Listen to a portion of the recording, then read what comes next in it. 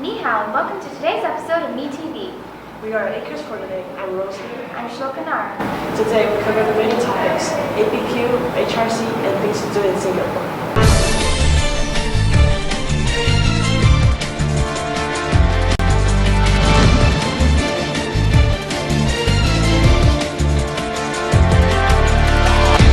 APQ and HRC are an exclusive group of delegates discussing important world issues. Let's join Shlokanar at the committee. The advisory panel on the question of the Indo-Chinese Peninsula is striving to find solutions to the multiple problems in the area.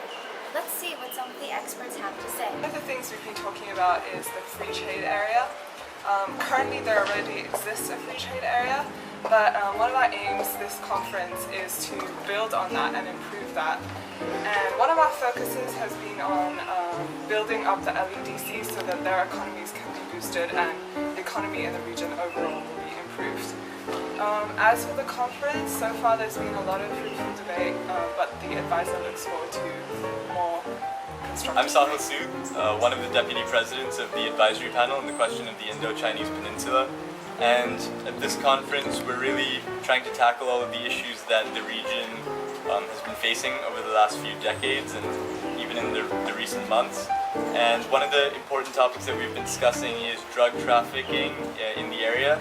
We came together as a committee during this conference to discuss possible ways to face this issue and to eradicate the issue altogether.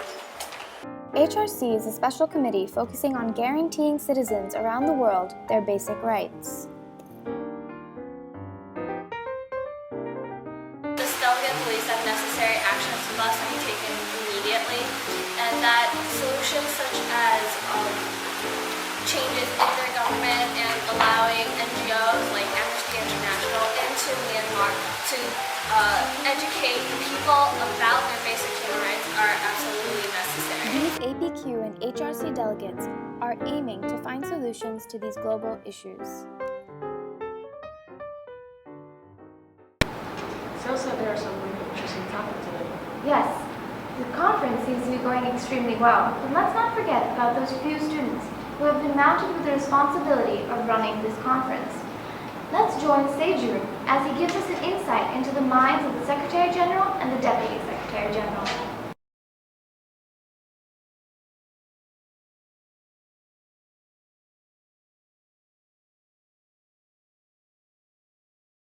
Diamond would be like a blind man searching for his keys if there were no Deputy Secretary Generals and Secretary Generals.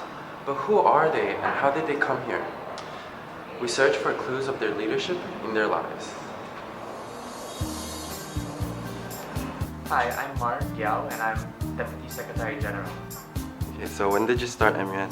I started MUN in year 9, so I was about 14 then. My first conference was a small in-school conference, so that was really nice to get me settled in the whole MUN procedure. Do you do MUN work in school? Yep, I'm part of the leadership team of my MUN, so I sort of help delegates and new ones sort of come to terms with the issues that they have to face, maybe help them out with understanding how MUN works. So, yep. Okay, so the most funny or embarrassing moment? I can't really say it's an embarrassing moment, but in one of the local conferences I was joining, I was quite bored. So I ended up making one of those sort of, not inappropriate, but sort of slightly off-topic speeches. It actually involved me stating that global warming was a myth, and unfortunately the chairs after my speech clarified for the whole committee that global warming was in fact happening, so it didn't feel good to have my whole speech negated by the chair, but it was alright. Okay, my name is Malavika Nair and I'm the Deputy Secretary General for this conference. Okay, so when did you start MUN? I started MUN officially in grade 9 with my first conference in Singapore. But I did go to the MUN club in grade 8, but we didn't really go to any conferences. We just did a preparatory sessions of how to deal with the same problems, but in a more casual manner. How many times have you been to Diamond?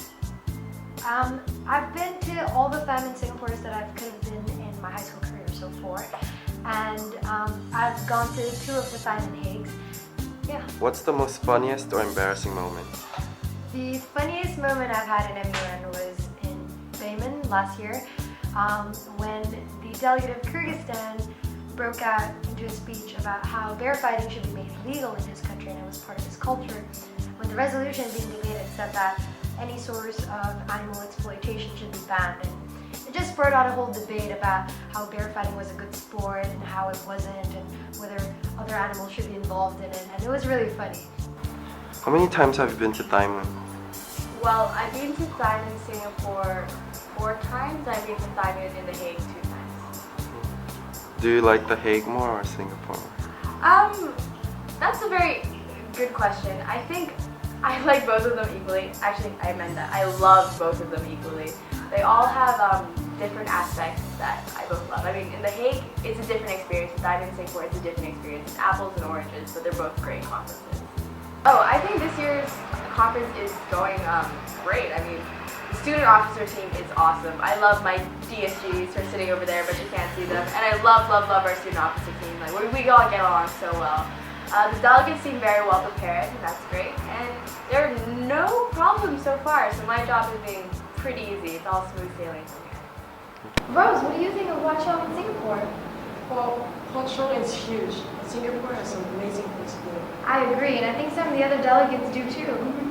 In a vibrant city like Singapore, delegates can never find themselves without something to do. Have you ever gone to interview delegates about what they have been doing outside the conference? So far, delegates have been working incredibly hard in their committee rooms, lobbying and debating. But as busy as they've been at Thailand, they're having equally as much fun in Singapore. Let's take a look at what they've done.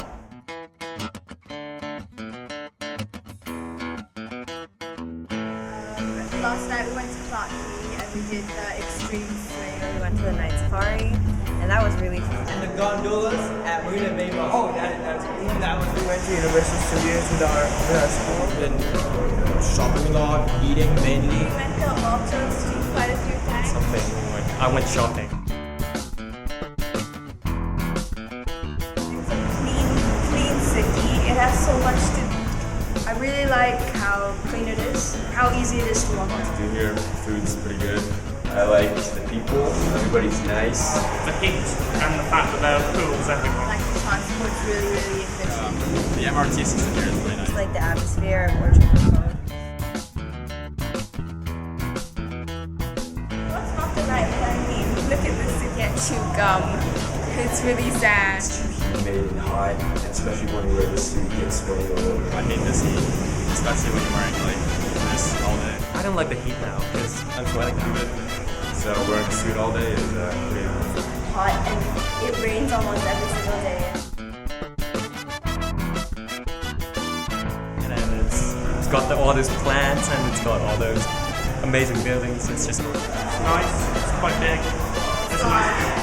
Well, I really like this school because it's really big and it's all grassy and it's really good. But it's way too big for girls with heels. so it's hard to get around, but I think it's a really nice campus. And yeah, I love it. We were in Starbucks a couple nights ago. We accidentally spilled our frappuccino on the floor. We had fish pedicures and everyone was like screaming. My twin is the chair of J3, so earlier today I went in and pretended to be him, and I called the delegate of Rwanda down, which is my friend's girlfriend, so he thought it was fun. Looks like everyone's having a really great time. This is Kavya Gopal reporting from METV. Thank you, delegates, for joining us on Thailand 2011 METV. Join us again tomorrow, where we will continue to keep you updated about this year's conference. Session, and see you next time. As you can see, on Friday you can expect to see early morning showers with a high of 30 degrees Celsius and a low of 24 degrees Celsius. On Saturday, you can expect to see early afternoon showers with thunder with a high of 31 degrees Celsius and a low of 23 degrees Celsius. On Sunday, you can expect to see early afternoon showers with a high of 31 degrees Celsius and a low of 24 degrees Celsius.